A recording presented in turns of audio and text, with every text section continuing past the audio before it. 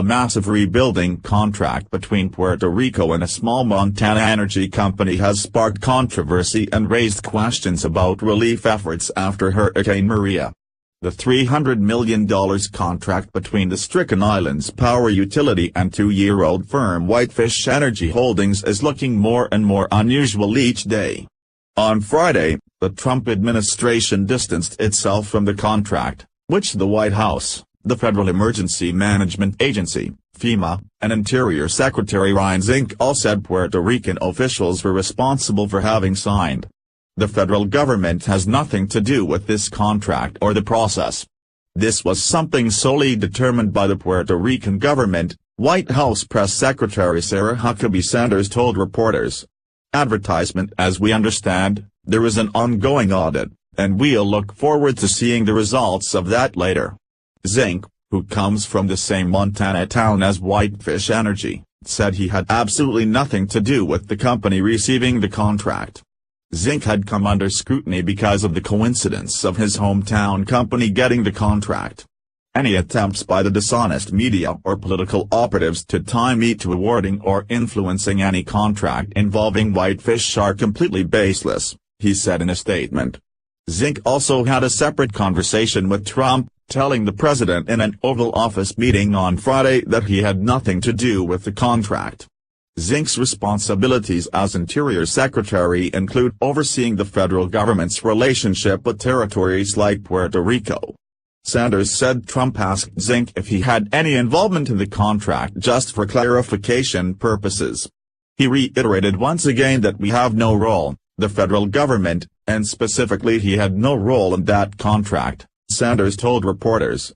FEMA said it was not a party to the deal, even though the contract said that the Puerto Rico Electric Power Authority, PREPA, guaranteed that FEMA has reviewed and approved of it, a characterization the agency dismissed.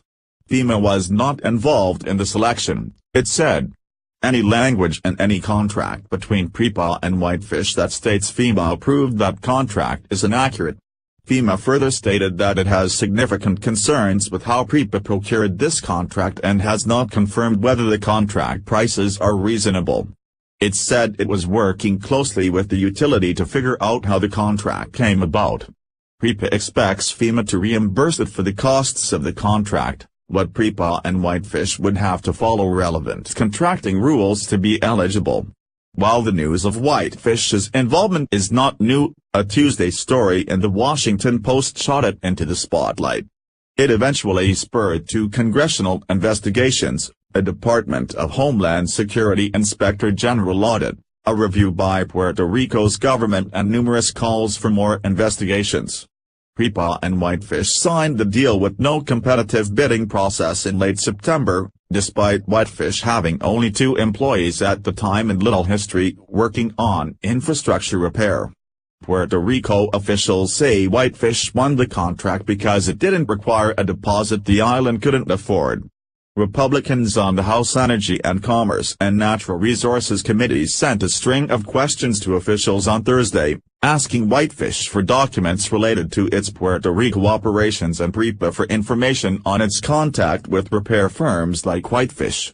The size and terms of the contract, as well as the circumstances surrounding the contract's formation, raise questions regarding PREPA's standard contract awarding procedures, Representative Rob Bishop, R. Utah, the panel's chairman, wrote along with Representative Bruce Westerman, R. Arkansas.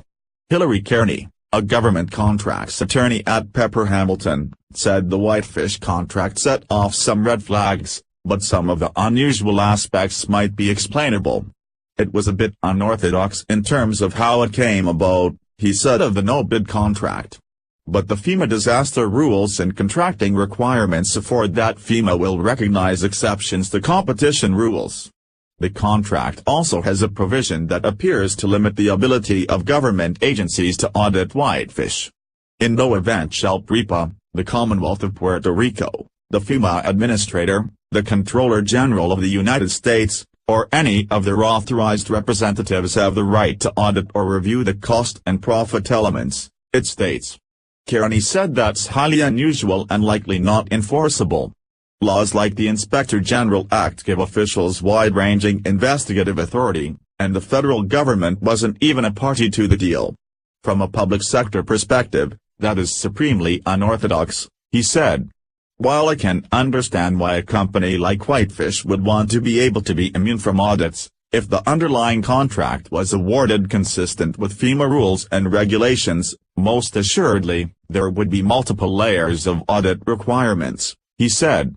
Despite repeated assurances that Zinc has no involvement, his opponents, like environmentalists and Democrats, have continued to push the issue as a major controversy for the Interior Secretary.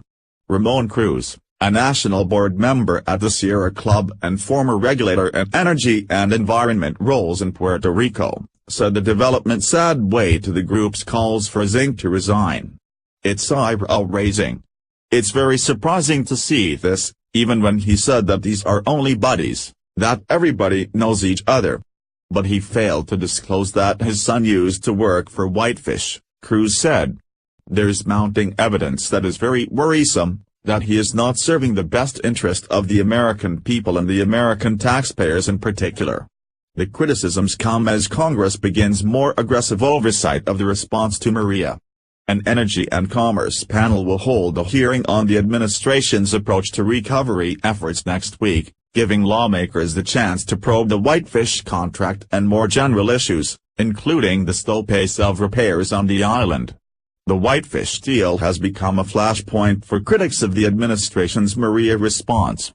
I was just there and saw the suffering of the people in the villages and towns across the island of Puerto Rico, Rep. Luis Gutierrez, DL, said on Wednesday. Without electricity, we cannot get Puerto Ricans back to work rebuilding their island and beginning to end the suffering. Look, the last thing we and the people of Puerto Rico need right now is a fat cat lining his pockets with money because they are well connected. Whitefish insists its efforts are above board, and said this week it welcomes scrutiny of its business deal. In a late Friday statement, it said it would cooperate with the various government investigations. We are very proud of the work we are doing to restore power to the people of Puerto Rico under very difficult circumstances, and we respectfully ask that others await the facts before jumping to misinformed conclusions, the company said. We have one simple goal, to restore power to Puerto Rico as quickly and efficiently as possible. The company had other missteps this week, including a public feud with the mayor of San Juan, Carmen Yulín Cruz, who criticized the contract. Whitefish was forced to apologize after appearing to threaten pulling workers out of her city on Wednesday.